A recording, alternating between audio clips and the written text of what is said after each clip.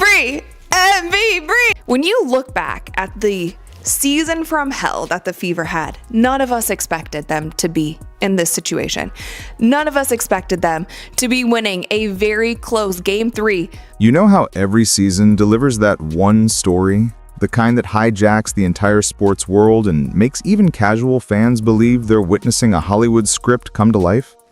This year, that story was the so-called miracle return of Caitlin Clark. Headlines painted her as the comeback hero, the missing piece who could charge back onto the floor in the nick of time and save the Indiana Fever's season. The internet lit up with theories, countdowns, even grainy practice clips that fans swore were proof she was getting ready to play. It felt like the ultimate underdog movie playing out in real life.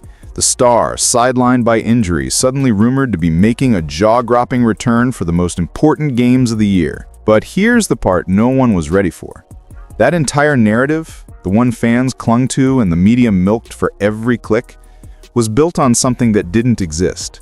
Not a misunderstanding, not a stretch of the rules, a complete fabrication hiding in plain sight. And once you understand why the story caught fire and what the Fever were really doing behind the scenes, you'll see the finals in a way you never have before. For weeks, the conversation around the WNBA Finals wasn't just about basketball. It was about a single question that lit up timelines and sports shows alike. Could Caitlin Clark actually come back? The narrative took on a life of its own almost overnight. It started with a single rumor, a comment on a fan forum suggesting that there was a loophole in the league's roster rules, some obscure clause that could allow Clark to be activated at the last second. From there, it spread like wildfire. Clips of Clark doing light workouts during warm-ups became viral evidence. Posts speculating about her mysterious absence in interviews racked up hundreds of thousands of views. Sports blogs ran with the story because it was perfect clickbait. A beloved rookie star, sidelined at the peak of her hype, rumored to be sneaking back in to rewrite the ending of the season. The Fever's silence only fueled the drama. There were no hard denials, no official statement shutting down the speculation. Every press conference featured at least one reporter trying to pry an answer out of the coaching staff, and every time they were met with a carefully vague response. We're focused on the players we have right now. To fans, that sounded less like a no and more like a wink. It was enough to keep the dream alive. Meanwhile, sports talk shows dissected every angle. One analyst claimed the team was keeping their cards close to the vest. Another insisted Clark had been cleared for non-contact drills and was just waiting for the green light. TikTok creators posted dramatic countdowns to the roster deadline. Twitter feeds flooded with memes about her superhero landing. By the time the Fever officially entered the finals, the narrative had already been cemented in the public imagination. At any moment, Caitlin Clark might pull off a last-second, against-all-odds return, the kind of twist ending that would go down in league history. What no one realized was that this feel-good saga was missing one crucial thing: reality. But here's where the whole story begins to unravel. While fans were busy debating whether Clark's knee could handle the pressure of a playoff return, the truth was sitting quietly in black and white inside the WNBA's own rulebook. The playoff roster deadline had already slammed shut before the first game even tipped off. Once a team submits its official postseason roster, that list is locked. No last-minute switches, no hidden loopholes, no exceptions for star players coming off an injury. It's final. Period. And that's exactly where the Caitlin Clark miracle story hit a wall. According to the Fever's official submission, dated September 4th, Clark's name was never on the playoff roster to begin with. That means that, legally, there was no pathway for her to step back on the court no matter how healthy she felt or how loud the rumors got. The idea of a secret backdoor into the finals wasn't just unlikely, it was impossible. What makes this even wilder is that the proof wasn't buried in some obscure document or leaked memo. It was publicly available, sitting in plain sight on the league's own site. Anyone could have checked it. Instead, the media chose to chase a feel-good headline. As it turns out, there was no technicality waiting to be exploited. No miracle comeback in the works.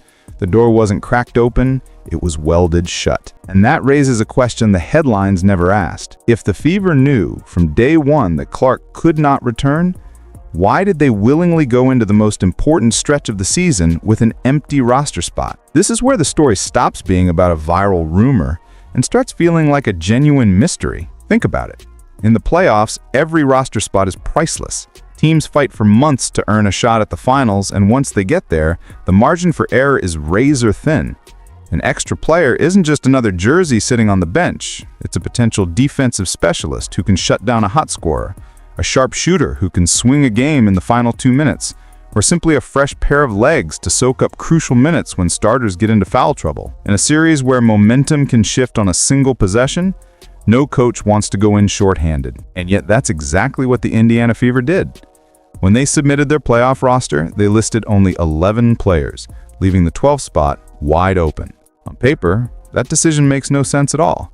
Why give up an advantage willingly? Why not bring in even a rookie or a veteran on a short-term contract just to fill that void? The Fever's move wasn't just unconventional, it was downright baffling. And this is where the narrative cracks wide open. If the team always knew Caitlin Clark couldn't be activated, then the decision to leave that spot empty wasn't an oversight. It was intentional. That single blank space on the roster turns into a puzzle piece that doesn't fit, unless there's another layer to the story that nobody was paying attention to. Fans began speculating maybe it was about saving cap space, or maybe there was a last-minute signing that fell through. But neither theory explained the silence from the Fever's front office. There was no press conference clarifying their choice, no leaked memo suggesting regret or second thoughts. It was as if they wanted the question to hang there, unanswered, dangling just enough to stir curiosity and confusion. And confusion in the world of competitive sports is never just an accident. Coaches, analysts, even veteran players started wondering if the Fever were playing a deeper game, one that went far beyond the court. Could that empty roster slot, which looked like a weakness on paper, have actually been a deliberate piece of strategy? Was this a careless blunder by the front office, or the kind of subtle psychological play that only makes sense in hindsight? The more you think about it, the stranger it gets. The very thing that seemed to make the Fever vulnerable might have been their greatest weapon.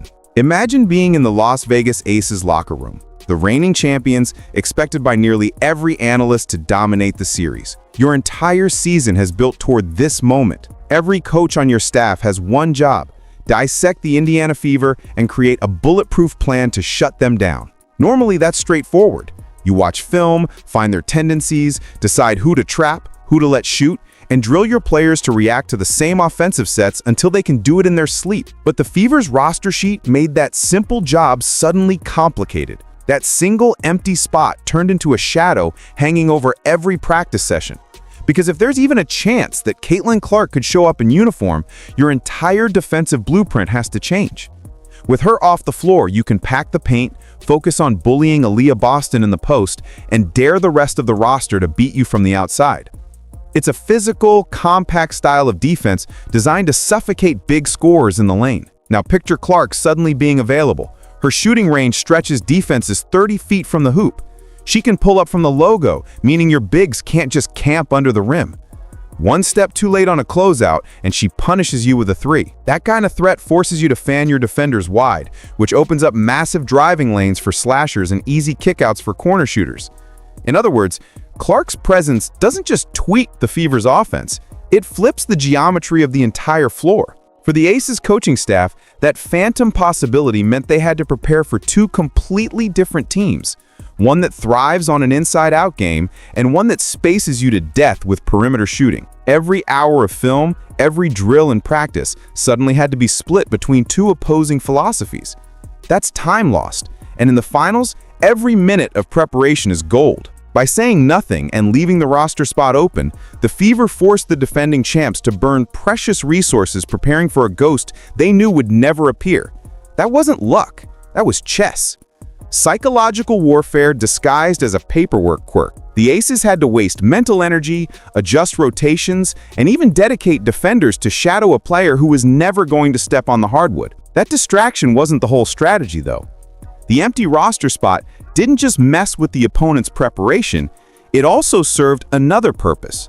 One that protected the Fever's own locker room from the crushing weight of the spotlight. While the Aces were busy second-guessing their game plan, the Fever were quietly fighting a different kind of battle, the media storm. Anyone who's followed Caitlin Clark knows she isn't just a star athlete, she's a headline machine. Every tweet, every courtside appearance, even a single warm-up drill turns into breaking news.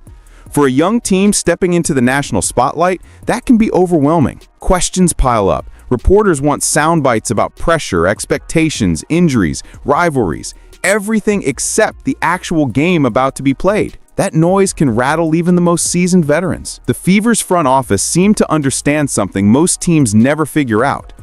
You can't stop a media tidal wave, but you can redirect it by leaving that empty roster spot open and never publicly shutting down the comeback rumors. They let the press and the fans obsess over one storyline: Caitlin Clark's miracle return. Overnight, the attention shifted. Cameras were trained on a player sitting in street clothes at the end of the bench instead of the teammates grinding it out on the hardwood. That spotlight shift changed the whole atmosphere inside the Fever's locker room. Aliyah Boston didn't have to sit through endless interviews about carrying the franchise. Kelsey Mitchell didn't have to field questions about living up to the hype. Natasha Howard could focus on defense without every possession being treated as a headline.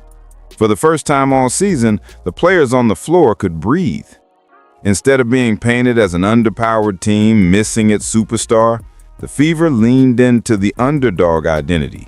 The conversation everywhere else was, when is Caitlin coming back? Inside the locker room, it was, let's show them we don't need her to win. That subtle shift built a powerful us-against-the-world mentality, the kind of chip-on-the-shoulder energy that fuels playoff upsets. And Caitlin Clark herself played the role perfectly. Her social media posts were all about lifting up her teammates, calling Kelsey Mitchell's clutch shots unreal, celebrating Aliyah Boston's dominance in the paint, cheering every hard-fought win. She never fed the comeback rumors, but she never shut them down either. That restraint kept the media guessing while keeping the focus off her recovering knee and on the team's resilience. What looked from the outside like a circus of speculation was, in reality, a carefully timed diversion. The noise swallowed the pressure, leaving the Fever's active roster to lock in and play their best basketball when it mattered most. Behind all the headlines and strategy talk were 11 athletes who had every reason to feel overshadowed, yet refused to let the spotlight define them. The Fever's playoff run wasn't fueled by clever paperwork alone. It was powered by players who stepped into the pressure cooker and delivered night after night. Aliyah Boston became the steady heartbeat of the team. Game after game, she battled through double teams in the paint, absorbing contact, drawing fouls, and anchoring the defense like a seasoned veteran. Her presence on the boards kept possessions alive and turned second chances into crucial points. For a player who was already carrying high expectations, she managed to look almost unfazed by the circus swirling around her. Kelsey Mitchell's story was just as gripping. Long before Clark arrived in Indiana, Mitchell had been the Fever's go-to scorer, but now she was often cast as the supporting act. In the finals, she flipped that narrative on its head. Whether it was burying clutch threes late in the fourth or attacking the rim with fearless drives, she became the spark that swung momentum in tight games. Every big shot she hit felt like a personal reminder to the league that the Fever's success didn't rest on just one name. Natasha Howard brought the grit. She wasn't the headline grabber, but her hustle plays, diving for loose balls, switching on defense, setting bone-crushing screens, often changed the flow of a game more than any highlight reel dunk or deep three. These contributions rarely made the sports shows the next morning, but inside the Fever's locker room, they were the glue holding the team together. Even the bench players found their rhythm, embracing the next woman up mentality. They weren't just filling minutes, they were throwing themselves into defensive assignments, sprinting in transition, and energizing the crowd when the team needed a spark. Each one of them had something to prove, that the Fever's playoff identity wasn't about the absence of a star, but about the resilience of a collective. That attitude was contagious. After one particularly gritty win, Coach Stephanie White summed it up with a simple, almost defiant statement. "It's not finished. We're not done." Those words captured the mood of the locker room.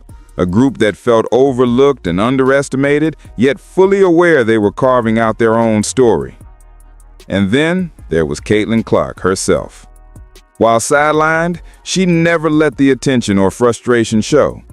Her courtside reactions, cheering teammates after a big defensive stop, springing out of her seat for a game-winning three became symbolic of the team-first mentality the Fever were building.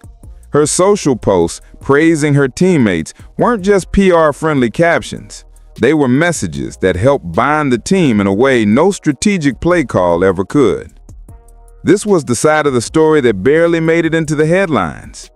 The Fever's path to the finals wasn't just about a phantom roster spot or clever front office maneuvering. It was about a locker room that decided not to fold under the weight of expectations. They embraced the noise, redirected it, and turned their so-called weakness into motivation. When you strip away the headlines, the rumors, and the social media frenzy, the real story of the Fever's playoff run looks almost nothing like the one fans thought they were watching. The so-called miracle return of Caitlin Clark was never a miracle at all. There was no secret loophole hiding in the rule book, no last-minute comeback brewing behind closed doors.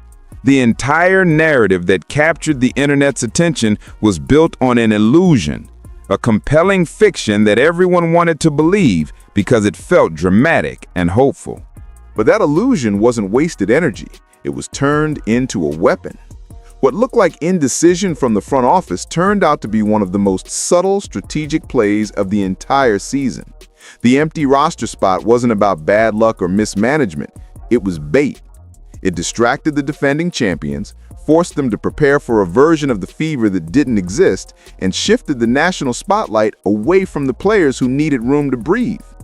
In the process, the Fever quietly discovered something more valuable than a single star: the strength of a team that refused to be defined by absence. Boston's composure, Mitchell's clutch scoring, Howard's grit, the relentless hustle of the bench, all of it became the real backbone of the playoff push. The chaos outside the locker room only hardened their resolve inside it. That's the part most headlines missed. The Fever didn't just outplay their opponents on the court, they outmaneuvered the entire narrative surrounding the series. They proved that in modern sports, controlling the storyline can be just as impactful as drawing up the perfect play. So now the question shifts from could Clark have returned to something much more interesting. Was this an act of sheer opportunism where the Fever simply capitalized on a media misunderstanding? Or was it a carefully engineered strategy from the start, a masterclass in psychological and narrative warfare? Whatever side you fall on, one thing's undeniable: the real game isn't always the one you see on the hardwood. Sometimes it's happening in boardrooms, press conferences, and social media feeds, long before the ball even tips off. So now you know. The miracle comeback that captivated millions wasn't the headline that mattered. The real story was how the Fever flipped a so-called weakness into one of the smartest playoff tactics we've seen in years. But that leaves us with a question only you can answer. Was this an act of sheer opportunism where the Fever simply capitalized on a media misunderstanding? Or was it a carefully engineered strategy from the start, a masterclass in psychological and narrative warfare? Drop your thoughts below. Was it blunder or master plan? Here's what makes this even more fascinating. The Fever aren't the first team to use distraction as a weapon, and they probably won't be the last. Across every league, from college hoops to the pros, there are whispers of similar mind games, from last-minute injury reports to mysterious lineup changes, all meant to keep opponents guessing. We're already digging into one story about a coach who once benched his healthiest starter just to bait his rivals into a bad matchup. If you don't want to miss that breakdown and you want more stories that reveal the game behind the game, make sure you're subscribed with notifications on. We've got deep dives coming that'll make you rethink what's really happening behind the highlight reels. And if you know someone who got swept up in the Caitlin Clark miracle return frenzy, share this video with them so they can see what was really going on beneath the surface. Sports fans love stats and highlights, but the truth is, the battles that change a season often start long before the opening tip, in strategies nobody notices until it's too late.